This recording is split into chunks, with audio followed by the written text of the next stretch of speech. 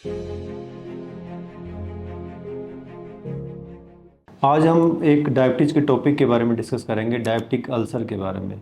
Diabetic ulcer आजकल बहुत common हो गया है। इंडिया जो एक डायबिटीज़ कैपिटल माना जाता है, क्योंकि बहुत बड़ी संख्या डायबिटिक पॉपुलेशन की है जो डायबिटिक फुट में कभी भी कन्वर्ट हो सकते हैं। तो डायबिटिक फुट से हम कैसे प्रिवेंट करेंगे, इसके बारे में डिस्कस करेंगे। सबसे पहले हमने शुगर कंट्रोल रखनी है।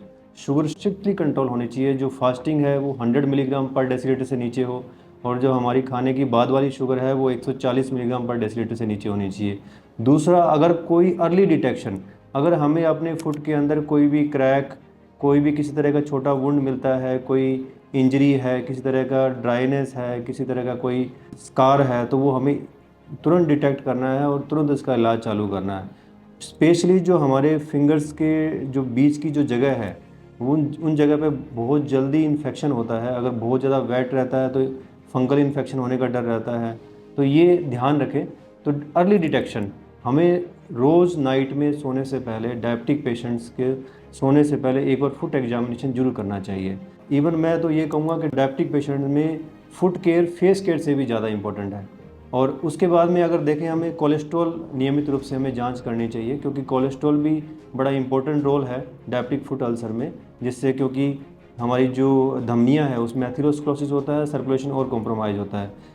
चौथा सबसे इम्पोर्टेंट चीज़ है, अगर हम कोई नए शूज़ पहनते हैं तो शूज़ ऐसे पहने जिसमें कि हमें किसी तरह का कोई ज़्यादा टाइट ना हो, ज़्यादा उससे कोई अल्सर ना हो। बहुत सारे ऐसे होते हैं कि नए शूज़ पहनते हैं तो स्पेशली फिंगर टिप एरिया है तो वहाँ पे अल्सर हो जाता है। वो अल्सर कई बार छोटा सा अल्सर डायबिटिक फुट अल्सर में कन्वर्ट हो जाता है और ये एम्पुटेशन का कारण हो जाता है। तो ये ध्यान रखें।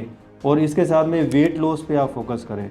जितना वेट होगा, जितना प्रेशर पड़ेगा, प्रेशर सोर की बनने की चांसेस होंगे, उससे भी आपको डायबिटिक फुट अल्सर होगा।